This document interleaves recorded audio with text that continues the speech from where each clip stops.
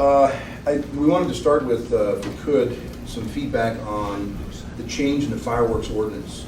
And so Chief Bashu is here, and for fire, and of course, police. Chief Bashu, do you want to join us up here? Sure. If you want. Is there anything that, I'm really more interested in, is there anything from the administration, from the, I guess from anyone from the administration, fire, police, thanks, Vic, reference fireworks? Did you guys note any major issues, fires, injuries, anything as a result of fireworks? Just with this last Correct. New Year's Eve, no. I'm sure police had more calls than we did on it. I think we don't specifically categorize fireworks injuries anecdotally. I think we had maybe 4 calls related to fireworks. Nothing major. 4 calls. Last year, there was a gentleman who was holding a device and lost his fingers or hand out on the Right. person. Yeah. Nothing like that? Nope. Nope. No. Get this in. I was in Kauai, and they had fireworks there, and they didn't even wake me up. But I saw evidence of them on the lawn the next day. But I had no idea what was happening in Anchorage, other than somebody yelled at me in the Daily News yesterday. Yeah. Oh, that's right, I get people that yell at me too. Yeah, they yelled at you a little harder than me, but 14 of them. I didn't exactly with it. understand part of what I read, but something about by lowering the priority of responding to fireworks calls, it's going to have something to do with kids and gangs or All the something. democracy in America. Yeah. I know. I frankly, I'm sorry, Paul, I didn't know, I should have anticipated you might have asked about that. But I'm just I curious. don't really know if it was a problem or not, I wasn't here. And nobody's briefed you on, oh, Chief, you had heard all the firework calls? No, I got back, and of course, there's all kinds of things that we're getting brought up to speed on, but nobody said anything about fireworks. There was the change, of course, in December, limiting the space to 200 feet from another person's residence. I knew that might be a potential problem. We also prohibited from mobile home parks, and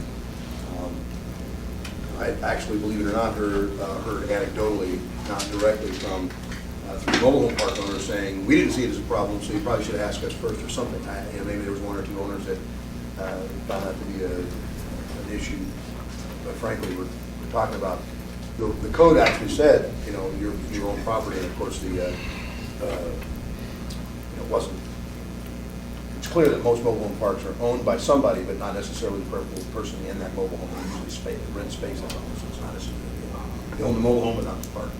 So I think there was it was already technically covered, but we wanted to make sure it was very clear.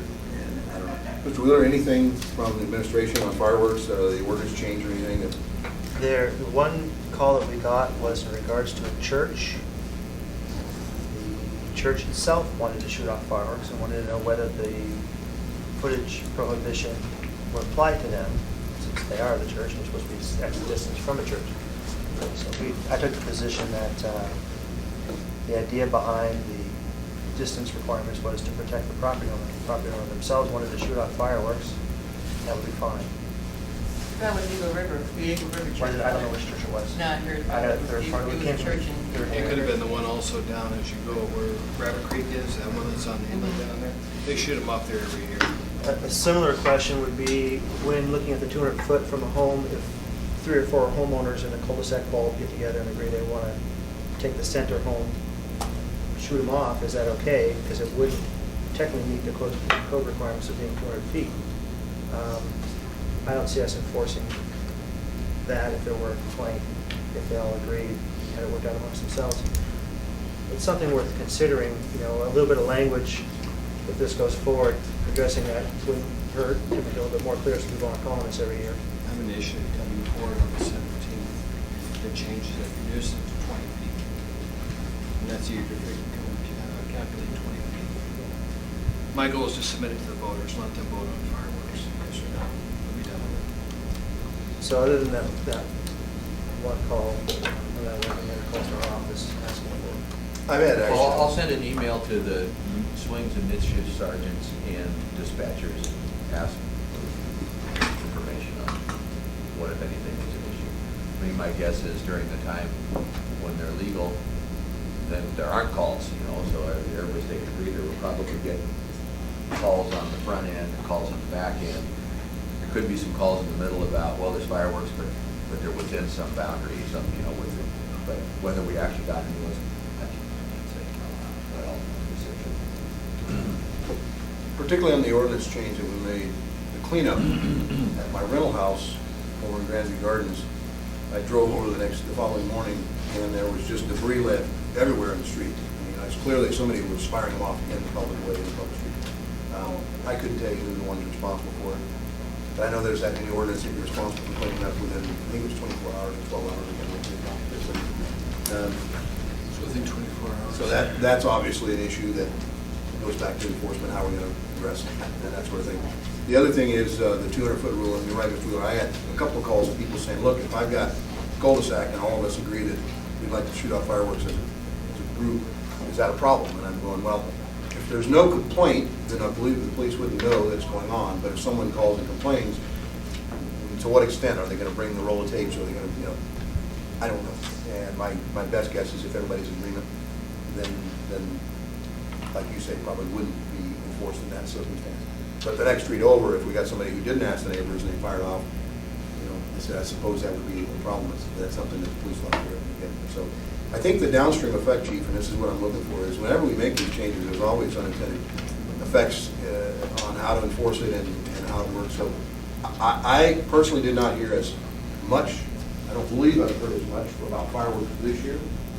Emails, I didn't get any calls like I got last year. So I did not hear any from fireworks. I don't know if you looked at the emails.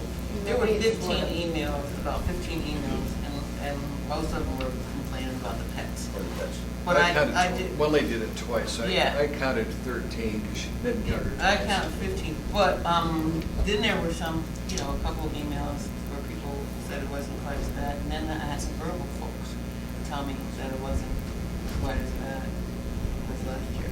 I probably got about 15 additional just to you, as the public safety chair for regarding complaining.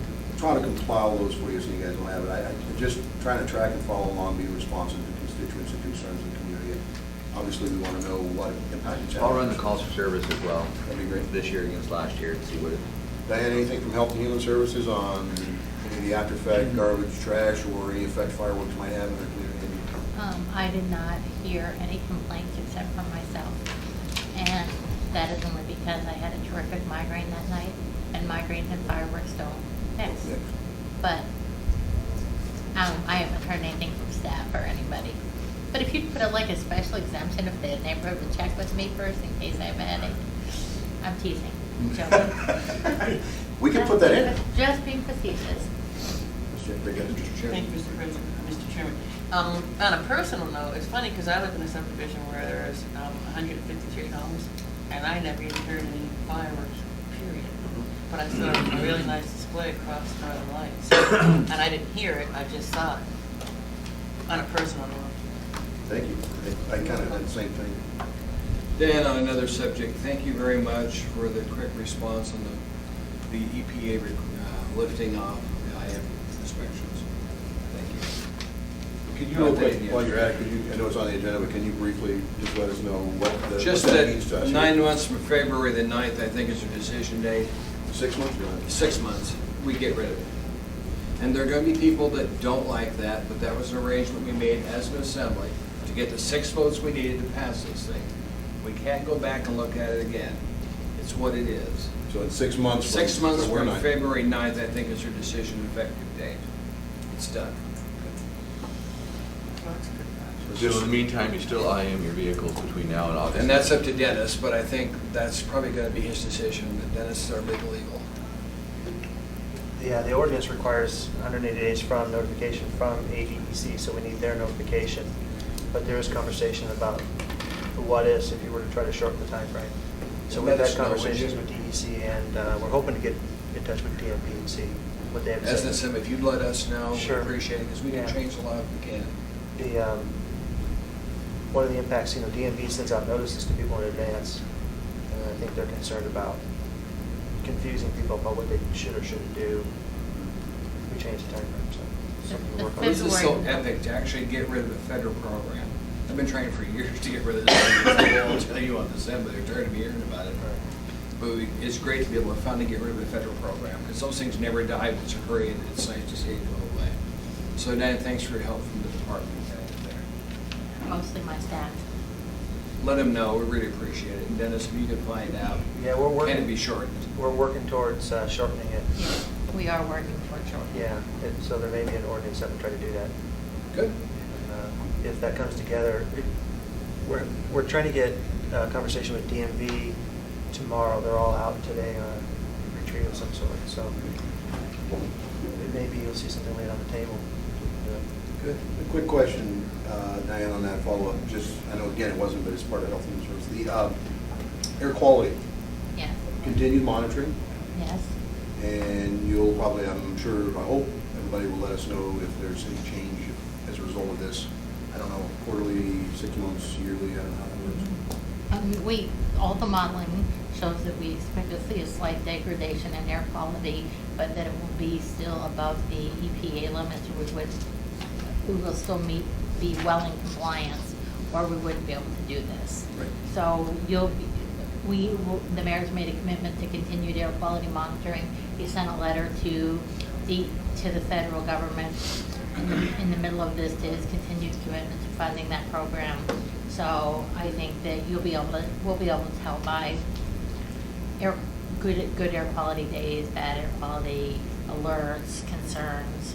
But we still have to monitor, and as you know, the plan, or you may not know, the plan trigger, if we fall out of compliance, then we trigger contingency measures.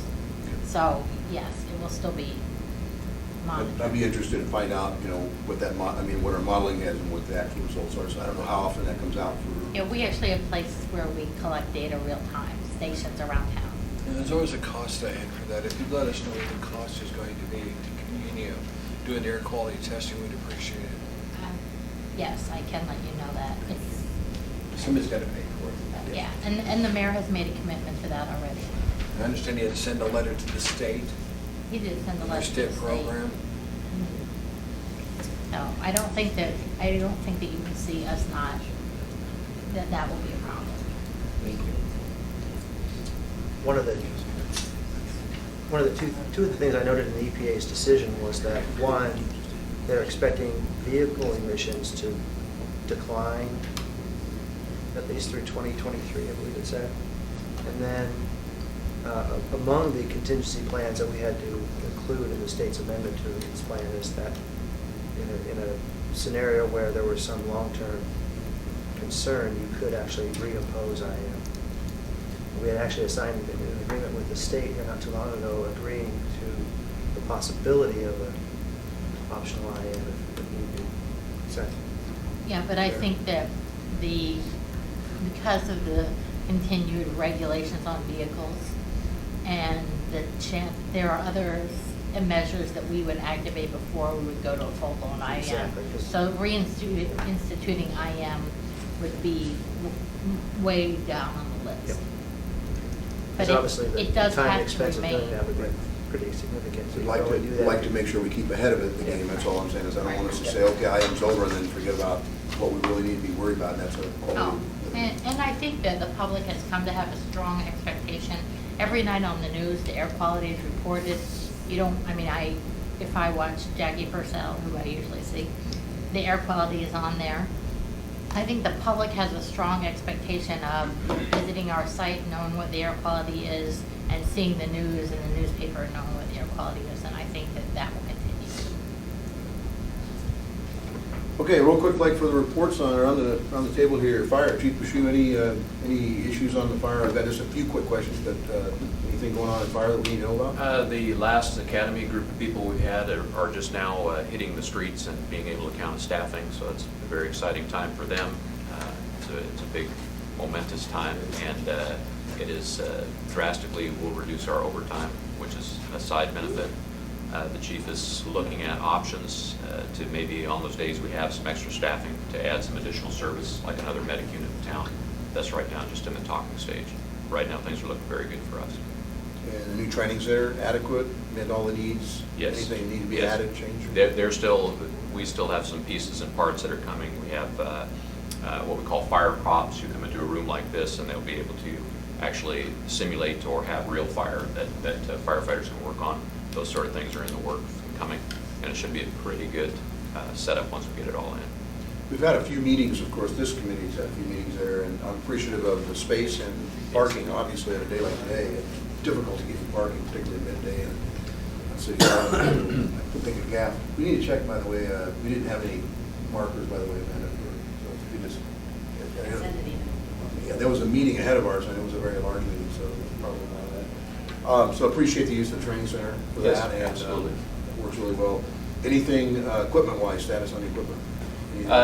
We're looking pretty good. It is probably more information than you need, but something we've always had a problem with as firefighters is we wear a mask, of course, when we go into the building.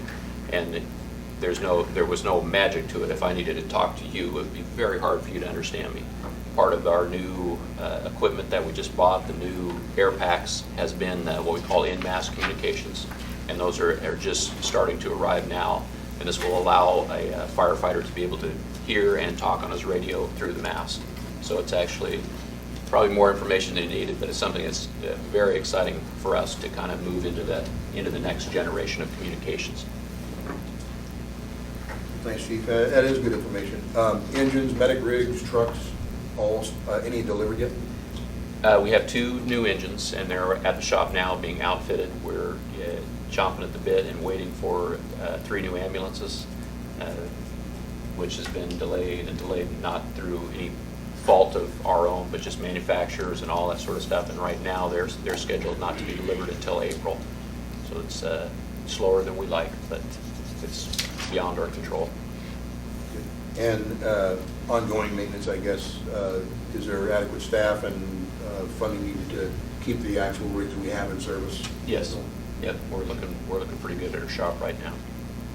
We Any questions? did lose our what we call our chief mechanic or lead mechanic. You And, lost him? Well, he's retiring Oh. or moving on to greener pastures. And it's just one of those positions that is a thankless position, but it's critical. I'm a little concerned that he's going to be difficult to replace, but we're looking as we speak to try and replace him. Any questions? No. Thanks, sir. Appreciate it. And if you have anything other than add. Okay. Chief, please. Well, the academy is cooking along.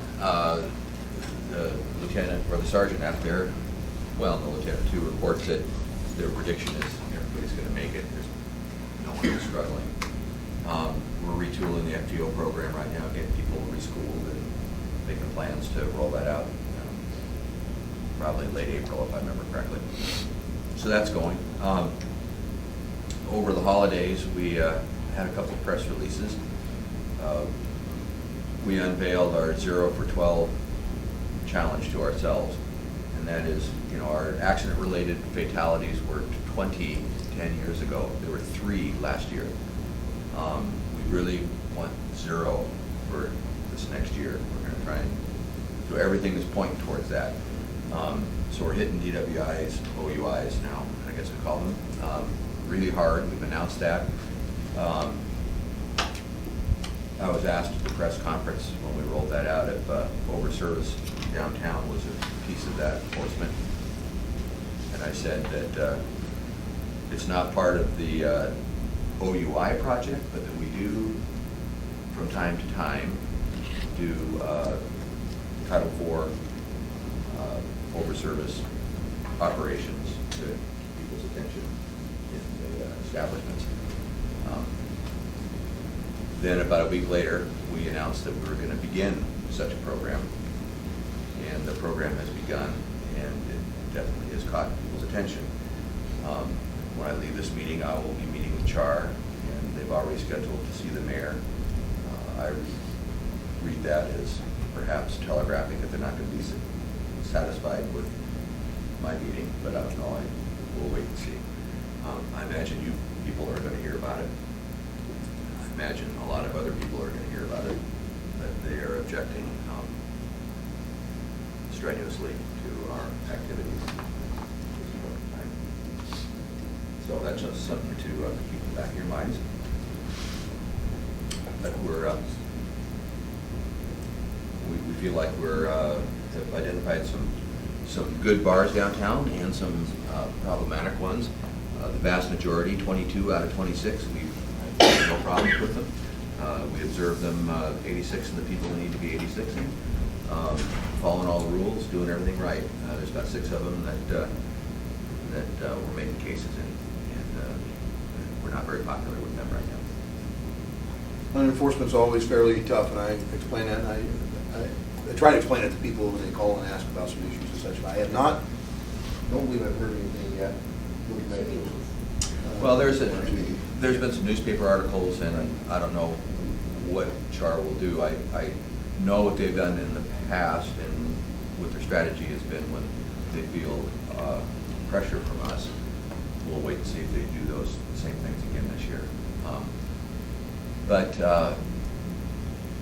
there's been some misinformation out there. One that where this is on a grant, and that if we don't arrest so many people out of bars, that we're going to lose our federal grant funding, and that's, I don't know where that came from, because we're just doing this out of pocket. It's the CAP team doing this, and they'll move on soon to other things. We'll come back periodically as we monitor how things go downtown. So we'll be working we did a press release yesterday. We'll probably be talking on some talk shows tonight. We may have a Compass piece going out. There seems to be the bloggers and the letter writers and so forth, and the call-in folks seem to be angry at the notion that you can't get drunk in a bar, and that why else would we be in the bars? And so we're getting a lot of criticism from the public as well. It's almost playing like this is something new.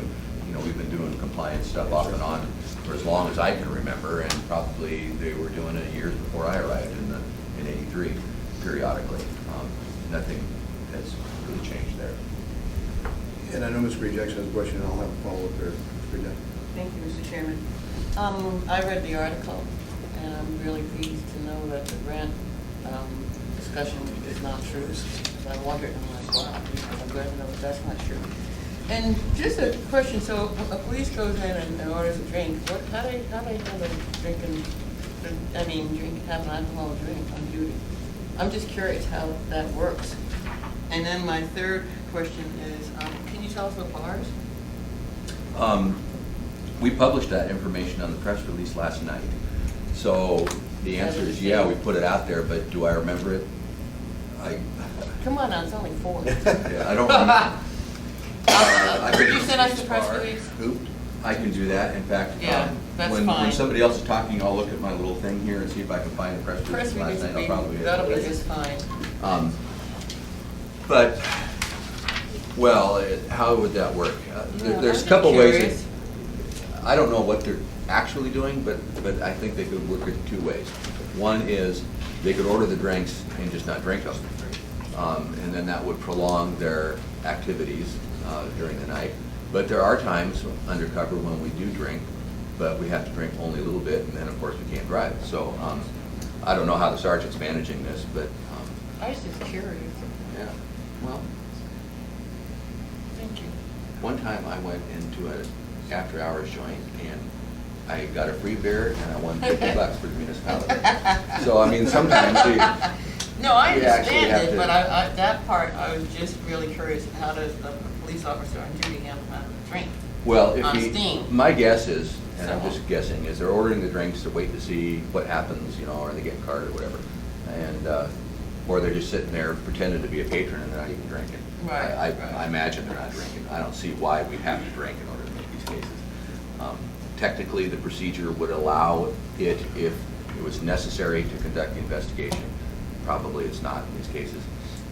But if you did have a drink, well, then what you do after that is, well, it might be different. What other calls? Are you going to drive or, things Yeah. like that? Yeah. Well, thank you, Mr. Chairman. Mr. Chairman, Yes. the clerk's office thinks 3 of the 4 were Platinum Jack's, Polar Bar, and Panhandle. It's on the radio this morning. I have, I could probably find it in here. Polar Bar and Pen. If any of those are coming up this Tuesday, we'll have to take them. Do a bunch of liquor licenses. Announcement Drummond is right for the meeting here. Good time. Sorry. No worries. I guess we didn't get around the table actually to introduce the could, if you like. Training. Paul Holman, Chair. Harriet Drummond, not a member, but here. Oh, very Jackson. I don't know everybody here to take notes, just in case, I'm sure. Okay, so that's good to know, and just for edification, and Ms. Wheeler, you may be able to answer this too on Title IV issues, and this is, Title IV requires that patrons not overserve customers in their bars, in their establishments. Is that correct? I don't know the specific language set in front of me. Yeah, I don't know specifically. Title IV basically, in summary, I believe, cannot overserve to the point of severe intoxication. Right. And I suspect, as Anchorage Charter or Alaska Charter has debated in the past openly, and some of the bar owners, I suspect what it boils down to is, what is too intoxicated to be on the premises?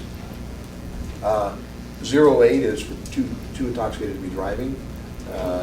04, I think, for CDL, if I'm not mistaken.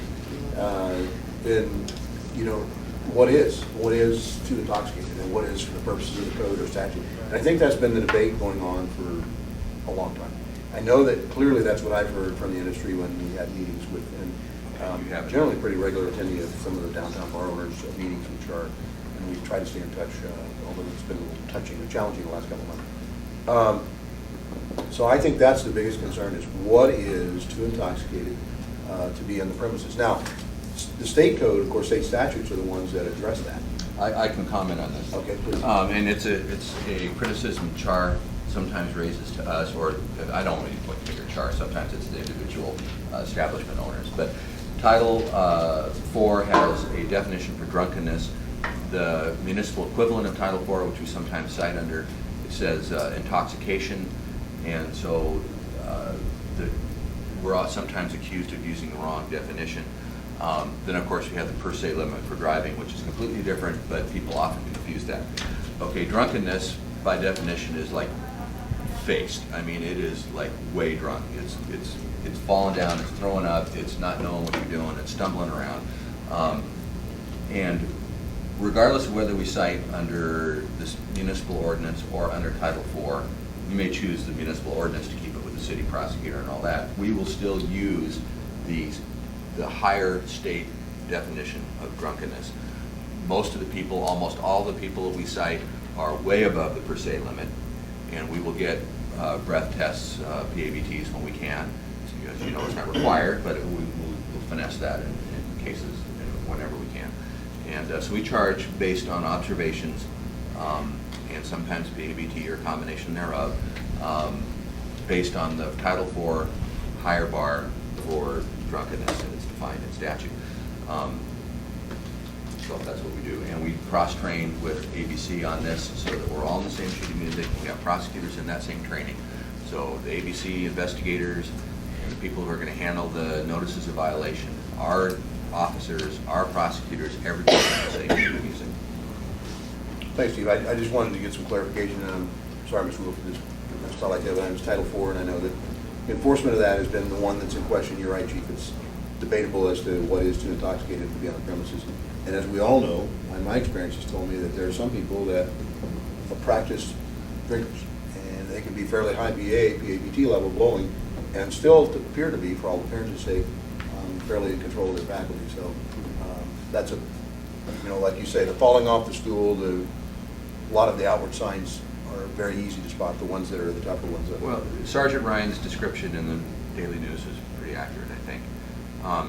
It says here in the press release, which I just sent to LB, there's 5 employees from 4 establishments so far. The Panhandle, I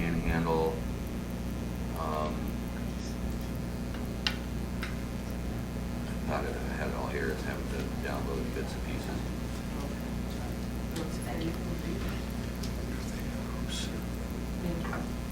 Well, I started talking and then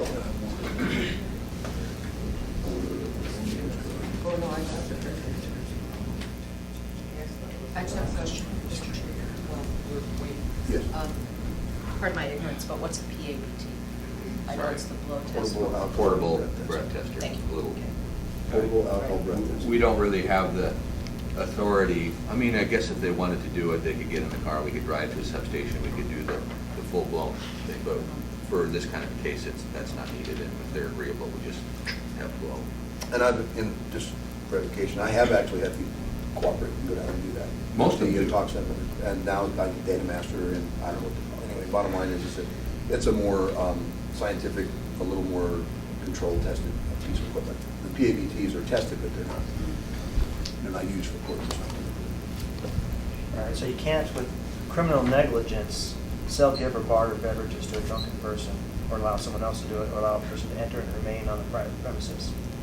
And so you have to be able to prove criminal negligence, which is, I understand it. And then a drunken person is defined under the state statute as a person whose physical and mental conduct is substantially impaired as the result of introduction of alcoholic beverages in the person's body. And it exhibits these plain and easily observed or discovered outward manifestations of behavior, commonly known as produced by the overconsumption. So it's a bit of a reasonable person kind of thing. What do we commonly understand a drunken person to act, behave like, and look like? I don't know if it's worth it or not, but I was thinking on my way to work today that just to alleviate people's concerns, I wonder if it would be worth it to amend Title 10 just to reflect the same language, so that people don't think we're enforcing one and not the other, and holding them to two different standards and so forth. It would be a housekeeping matter. It had no practical effect on the police department. It just would take away an argument that we often have, or a discussion, source of confusion. And we've had this conversation in other contexts, and that is that Title IV requires essentially similarity between what they require and what we have in our local codes. And this is why it's important that we have these meetings. I mean, this is a discussion point where we could actually look into that. And that's why I was thinking too, Chief, if there's anything that we need to do as a body to make this clearer, easier to understand, so there's less ambiguity, and it removes, I believe, at least that level of argument. So it would be housekeeping from our standpoint. It wouldn't change what we do. The other thing that might be worth it to mention, just for your, to clarify, I'm guessing, I don't know for sure, I'll find out, I guess, at my 2 o'clock meeting, but my guess is that the whole grant thing is somebody's confusing this compliance effort with the DWI effort, which is using some bits of funds. And that is not the case. It is true, though, that the ABC board returns to the municipality of Anchorage and any other municipality that has a police department. They return the licensing fees annually for all the establishments within the jurisdiction. So if you're a bar or you have a liquor license in Anchorage, you pay a fee once every other year. ABC returns either all or some portion of that to us, and then under the state statute, we have to do Title IV enforcement. If we fail to do Title IV enforcement, then the state will no longer send us that money. And then ABC does the enforcement in the incorporated areas. So there is some mandate for us to do Title IV enforcement. We don't match it dollar for dollar. We're not required to spend exactly what we get or anything like that. In fact, it's not even clear to me whether it comes to the police department's budget or into the general fund. We're looking at that. There's no requirement that it goes to the police department's budget. And I'm not saying it doesn't come to us. We're just trying to figure out where it goes. But it's about $350,000 a year. So we do, there is a state expectation, since the city is capitalizing on those funds in some fashion, that we do enforcement. We want to do the enforcement anyway because our goal is to stop deaths. And we've got a DWI problem, a DV problem, and we have a sexual assault problem, and alcohol figures heavily in both of those equations as well. So it's one of our goals for this next year. Mr. Chairman? Yes. There are taxes charged on alcohol beverage sales. State. Only state taxes. We don't see any of that directly. I don't know the answer to that question. I would think we'd have to talk to Mr. Muller. I know there's some effort out there We to do direct see some of that. this, because I'm aware of something that I can, talk about offline, but yeah, we do get, no, hold on, Mike. I think that's where the conversation. No, I'm confusing Yeah. cigarettes with alcohol. Yeah. Right. I'm gonna back off the alcohol. But Don't what go about there, but alcohol? just in terms of the overall picture of alcohol and enforcement and fees and licensing and all that stuff, it'd be worth looking at how much in alcoholic beverage taxes does the municipality of Anchorage generate that goes to the state? And I know we get revenue sharing and we get grants from the state, blah, blah, blah, but in terms of how much of that alcohol revenue do we have access to help us enforce the effects of the sale of alcohol? I think that's worth having the conversation about at some point.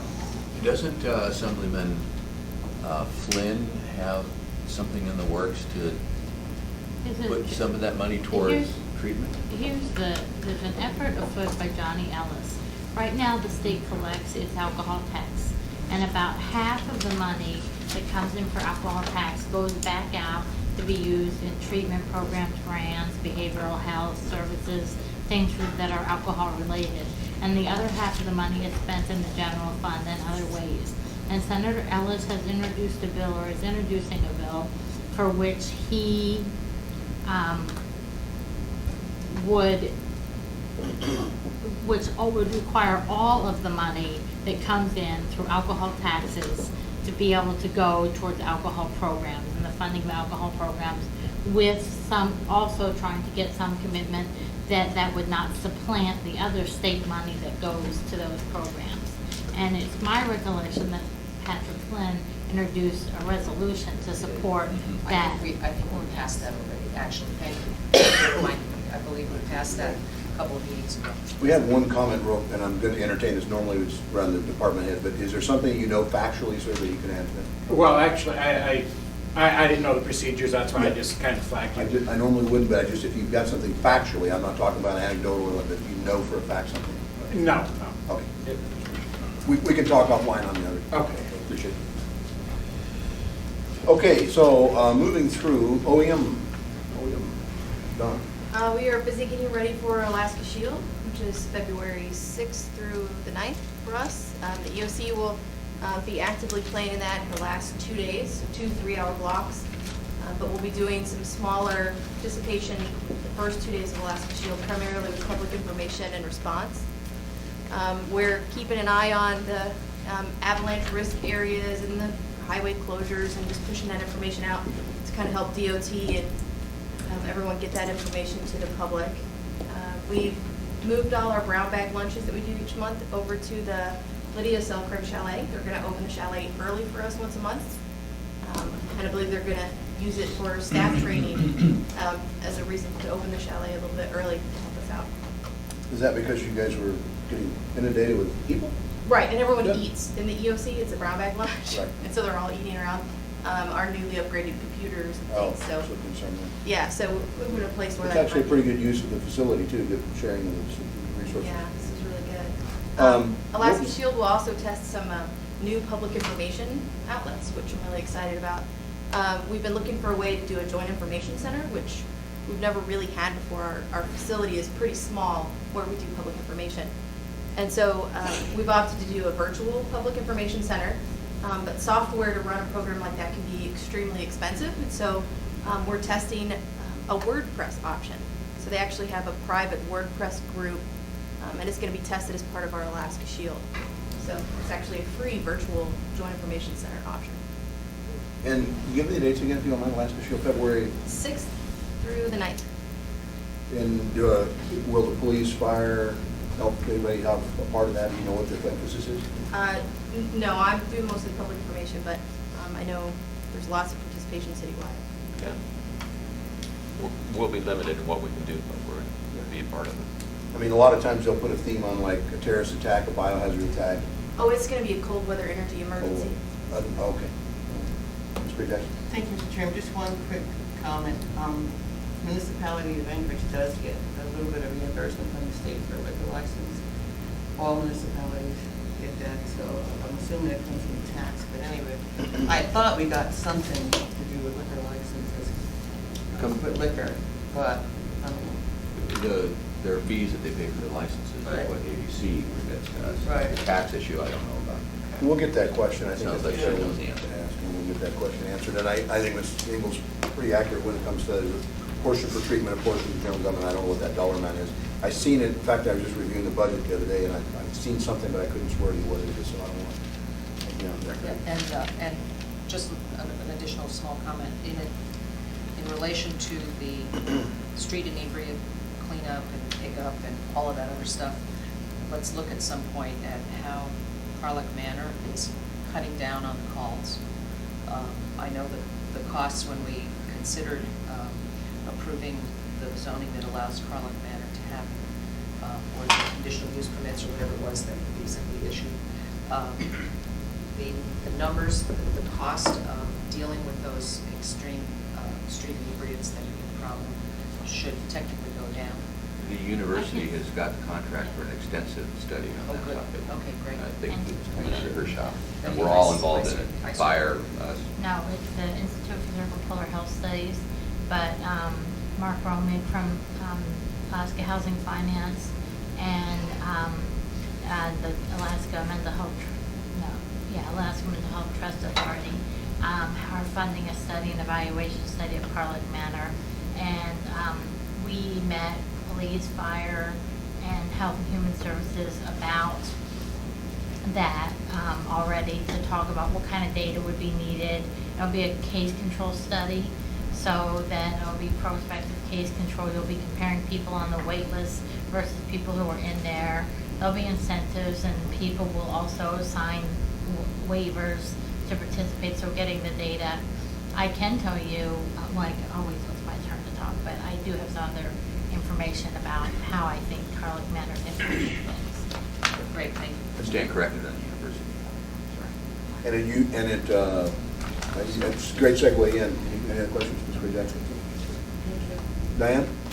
I would just say that there's several things going on. We don't know how much this is impacting yet, but we have seen, since some more efforts on camp closures with Carlick Manor, with other things, the use of the shelters is going up.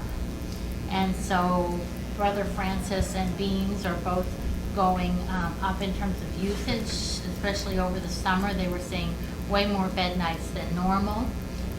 We're in negotiations with them right now to help offset some of the costs of the additional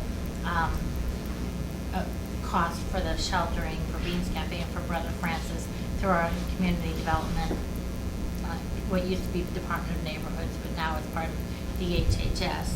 So we also have been noticing fewer CSP nights. We don't know if that is how that is falling out. It's very preliminary, so we don't know exactly why that is, but we have been observing, and we are continuing to observe what does that mean. And then I would say the other things that are of interest relative to DHHS right now, other than the IM program issue, would be that we are experiencing higher than average number of TB clients, and so we are working really hard in the TB arena, but that is putting significant, requiring a significant amount of effort on staff and others to make sure that we are able to meet those needs. I think people don't necessarily fully appreciate the amount of work that goes into treating a TB client, but we are getting ready to probably soon do a second sweep of shelters. We are finding more people in shelters with TB. The state has come to assist us in several ways.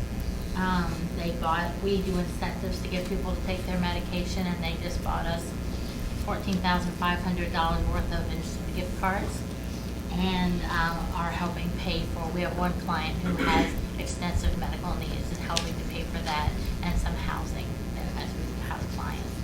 But definitely things are very busy at the department right now, especially in terms of TB.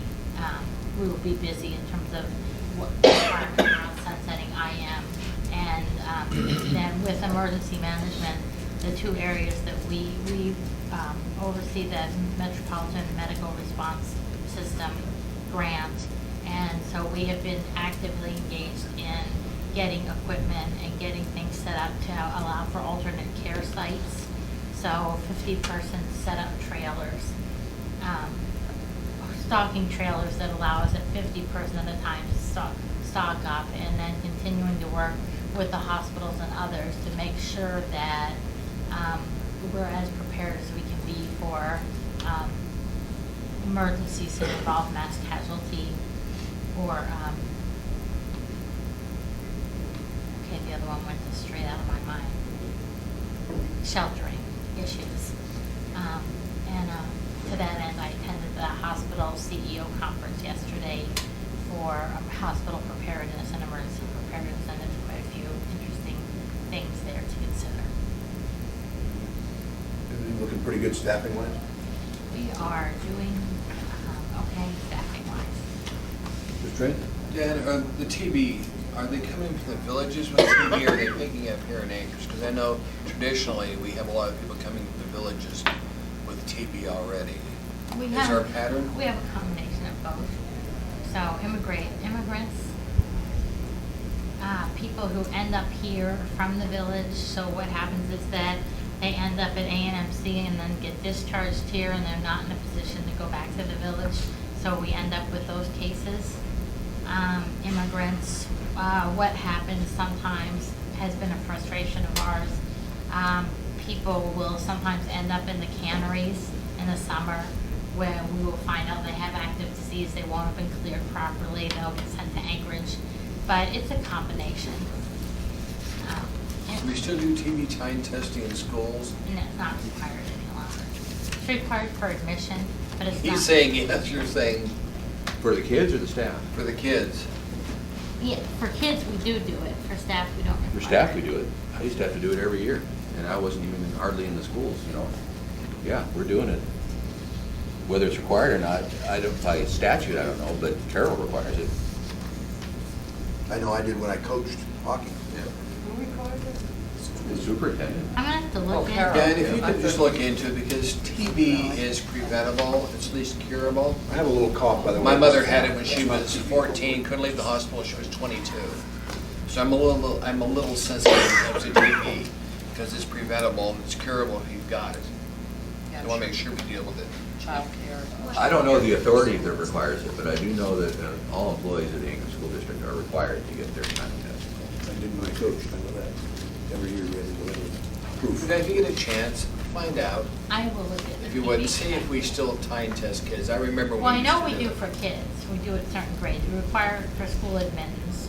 And I know that's one of the things, because one of the fun parts of working in our clinic that is ironic is that people will get tired of having to wait for their turn in line, and so they'll go up and throw other people's paperwork in the garbage, and then people will get into little fights in the clinic, you know, so they don't like to have to wait for their turn.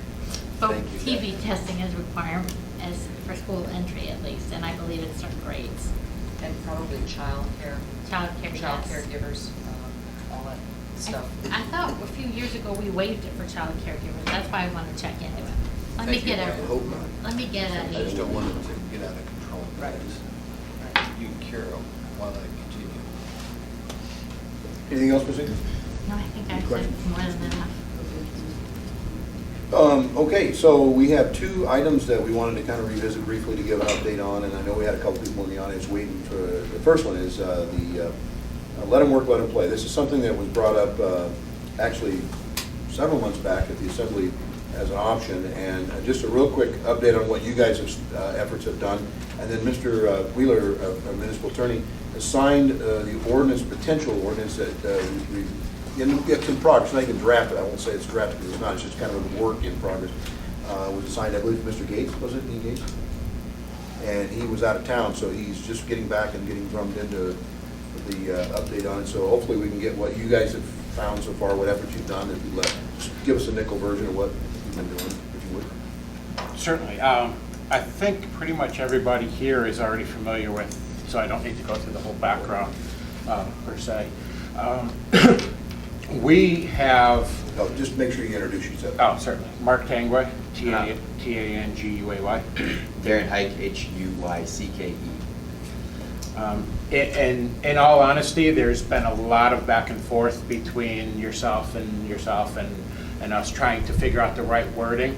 Until that's concluded, then we're kind of at a standstill, because depending on where the city decides to go with this or what angle, we're not sure what the outcome's going to be as far as for presenting to the state and the city's involvement. I personally see it's a lot more effective to go to the state and say, look, this is what the city agrees with, how about the state, as opposed to going to the state and saying, well, we've got nothing with the city yet, what are you going to do?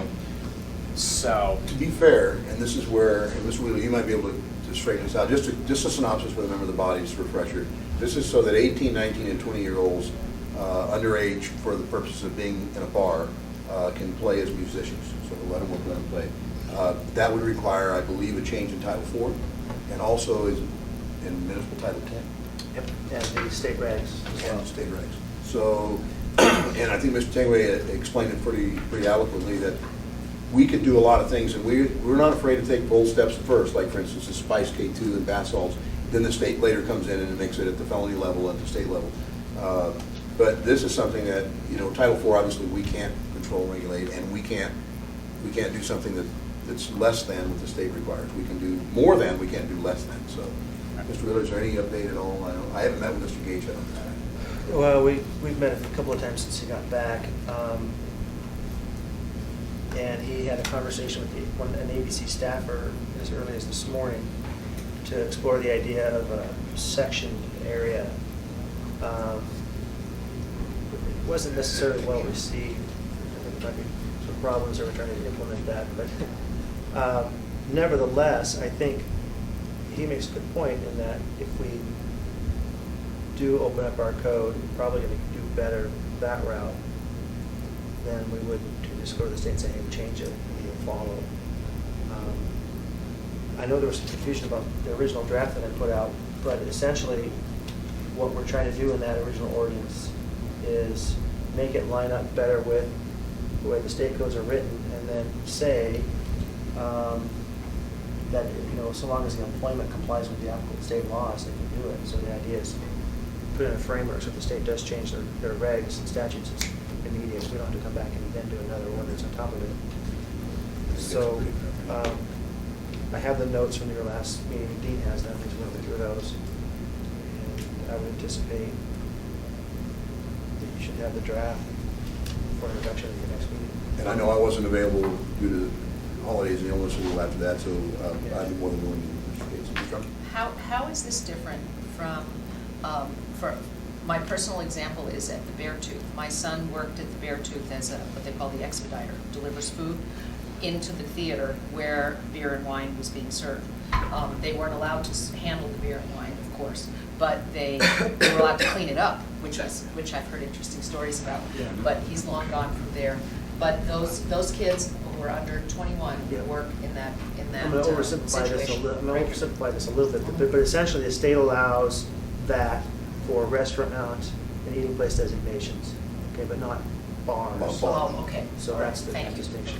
Okay. and additionally, if I may add, currently the way the Anchorage Municipal Code is written, it has musicians and busboys classified as the same thing, saying that they can be there.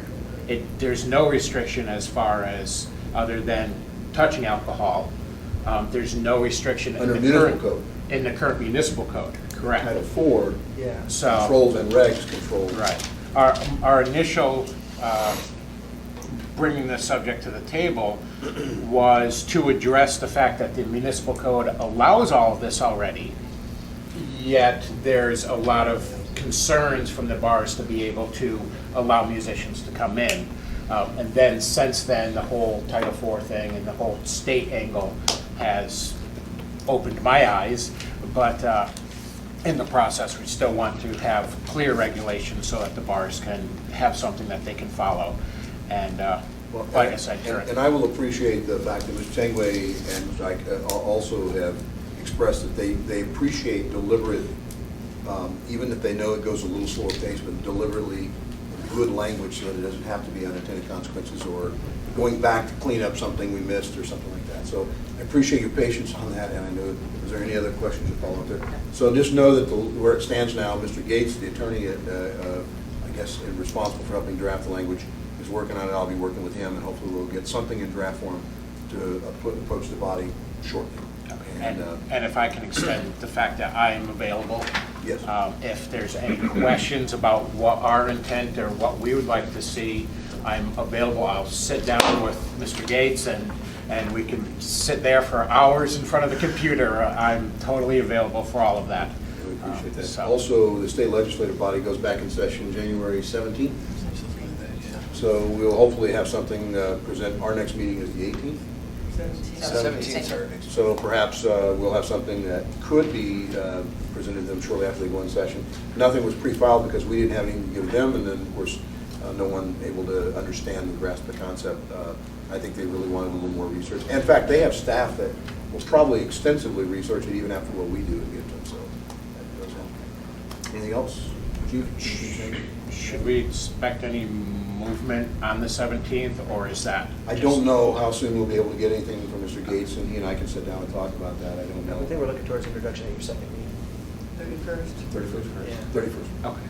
Yeah, and then as far as the legislature is concerned, there are some deadlines for bills, being that this is the last session of this legislature, the second session, they So we'll work have on- cutoff times. So we'll work on it'd be getting that worth in. taking a look at that schedule immediately, Yeah. so you know how fast you have to work. Okay, we'll work on that then. Also, next and last, so we can try to get pretty much on schedule here, 880, the excessive fee for police responses, and as it pertains to assisted living facilities. I know Lieutenant Gilman was out, I don't know if the last meeting or meeting before, we were talking about the few, much like the bars, the few assisted living homes that actually exceed the number as a residence, and how that applies to some folks who have multiple residents, if you will, in one facility. And in some cases, there might be an owner group that owns like 3 or 4 of these buildings. I know the Concept is one of them. Can't name the names, but I do know that Mr. Arnold has been one that's been really, dogged about trying to see if we can't get this amended, because realistically, they've got some pretty high-use clients, some with mental faculty issues, and they wander. And they're not locking facilities. They can't lock them into their rooms, if you will. They're not authorized. And so they wander, and so then there's this debate whether or not they're hiring enough staff to monitor their people in order to keep them from leaving, or if they leave, that they can follow them and track them and trail them to where they're at until they get help. Which then goes back to, well, they're still calling the police for help. So how many times does this happen before it becomes excessive for the purpose of a fine? And so there's, as you might know, there's commercial businesses like hotels and businesses get 100 calls a year in a calendar year, and residences typically get 8. Is that right, Chief? Is that correct? So the issue became one that now that we're starting the new year, we need to look at this if we're going to make an addition, and I think that there's been some agreement that this might need to be changed, and literally what is that number? And I know, Chief, you had a concern of what that number might look like. Should we do it for the few rather than the most? I don't know.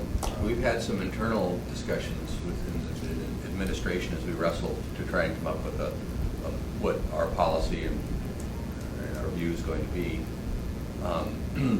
There are those of us who think that maybe the ordinance is doing what it's supposed to do. There are 463 assisted living homes in Anchorage, and there are only about 6 or 8 that are having a problem. And so we're asking ourselves, that's such a low number, maybe it's doing what it's supposed to do, it's identifying a handful of people that kind of got to improve. So do we want to make an accommodation for that? But we're not in it, we don't know we've arrived at a decision yet. That's just kind of how we're asking ourselves these questions. And I think, Chief, in contrast, I'll have a comment in a second, but Ms. Gray Jackson, you have a question? Thank you, Mr. Chairman. Mr. Trainee and I have a constituent who has an issue with her son, okay? And we were working with Lieutenant Gilliam. I think you're probably familiar with this for some time now. And she'll surface that, and just letting you know. I haven't heard from her in a while, but this would affect what she's been trying to have done for a long time. Is she assisted living facility? No, it's just her No, son. it's a child that she It's has her a son, problem her with woman, with her son. 4100 Lots Allen of Place, if police I'm not calls. mistaken. I can't remember her name. Deborah. Deborah, Yes, thanks, I do Deborah. know her. I know the family very well. Okay. I know the Well, challenge. anyway, I just thought I'd mention that. This would be distinctly for assisted living facility classified. Right, I know that, but she has the same issue, one-on-one, and so we're probably gonna need to bring that in the mix. And I think that's my comment, Chief, is that, you know, when we're talking about aging people or people that have a physical disability as opposed to a mental classified disability, I'm not sure, and I understand the intent of the language is to try to address excessive calls for service to a single location when, in fact, someone needs to be held responsible to say either knock it off or work with us on a plan to reduce these calls and let us know. And of course, already we know there's exclusions for domestic violence, sexual assault, there's a few exclusions already. And I have to look at the code again, I haven't in a while, but I need to look at the code to see if mental faculty issues, someone who's been diagnosed, is something that might fall under purview of protection under federal law, under state law, you know, for equal protection for fairness. I mean, I'm coming to this, I'm in a quandary. A conundrum is that, yes, I fully support the fact that we don't need to keep subsidizing, if you will, an industry if they're not willing to step up and do their part to be respectable, honorable, following the tenets of being fair business. On the other hand, in a lot of ways, we're helping. It's kind of the homeless issue. There's this whole issue of we're getting someone some care, but some of these folks wander. And, you know, what do? Do we put tags on every one of them and shackle them? I think Lieutenant Gillum would have more of the specific facts, but in general terms, I think I can say that we don't just automatically bill just because we hit a threshold. We try and work with these folks, design a plan. We can choose not to bill them for a while if we think we're making progress and if we've got a good working relationship and we're working towards an end. And I think we've seen groups that will do that with us, and we end up not billing them, and others that we don't get there. And so I think that describes sort of the situation we are with some of the stuff. Sure. My experience with the school district and kids with special education issues, which covers the whole range from illness to mental disabilities, learning disabilities, all of that stuff. They have what they call 504 accommodation plans, and the school district was legally required to follow these plans. There are many adults who have these kinds of issues with just ADHD, you know, attention deficit disorders, that sort of stuff. The law says, the federal law says that you have to provide accommodations for these adults in their workplaces. For example, if somebody has serious issues being organized, you have to get him an assistant, part-time or whatever. There may already be some kind of structure in place for the folks that are accommodated in these facilities that requires accommodations for their disabilities that this might fall under. I don't know how you begin to pull that together, but it may apply. You may not be able to. Who's doing that? Mine is. No, mine isn't. I'm sorry, Oh, sorry. That's the okay. meeting's coming up. Mr. Weaver? It's In response to Ms. Drummond, we, as my office in APD, met with the state here over Christmas break, or somewhere right in there. There's a big room full. There's probably 5 or 6 different state agencies that in some way or another touch assisted living, depending on the type of clientele you're talking about. And one of the things that came out of that meeting is that we are going to try to share more data, because they do have what you described. They do have these care plans. For which kind of clientele, I'm not exactly sure, but my sense of it was that they're interested in knowing about our situation, because from their perspective, to the extent that they provide funding, provide licensing and so forth, they want to know if they have a provider that may not be meeting their standards because of the way that we're interacting with that particular provider. There may be issues that the fire department is responsible for looking at too, that fire's been involved in some of these discussions, and there may or may not be issues there that need to be addressed with some of these. As I understood it, obviously the code, he didn't say this directly, but the code does provide that in response to police excessive fine billing, the property owners give the opportunity to work out a compliance plan. And that can include waiving fees. And I know that at least one of these larger providers maybe has 15, 16 customers, residents, whatever you want to call them. They haven't before. said, well, a call from their attorney. I said, well, wait a minute, hold on, there's an opportunity here to work this. And I believe that could be, and I'll take the onus here, I believe that could be as a result of an earlier meeting, and I want to say it was like May or June of last year when we had a meeting over at Public Works Conference Room, that he walked away with an understanding that we were going to change the code. And there was no promise, guarantee, or certainty at all. And in fact, at that meeting, I'm not sure if Lieutenant Gillum was at one, I think he was briefly, he had to leave, that we invited him to have a sit-down conversation with the police to work out the plan. And apparently, I don't know whether there was a disconnect, failure to communicate. So I will share or at least I'll take that on this, that perhaps he left thinking there was a different belief or something. I'll tell you, right after that meeting, he called our cap sergeant Right. and said, I don't have to pay my bill. Hahnemann and you are going to change the code. Yes. And that was not said in no way, shape, or form, but I know that we had talked about, in fact, you had invited him. In fact, if I remember, that was the day that we walked back to your department together and continued having a conversation about this CAP team efforts and trying to work through this issue. I'm not sure it's the same because the attorney that I talked to was just trying to disclaim it to her.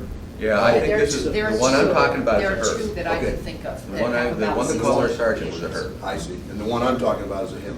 But anyway, my point is that this needs to be, I think, sooner rather than later, because we're January 1, starts the new year.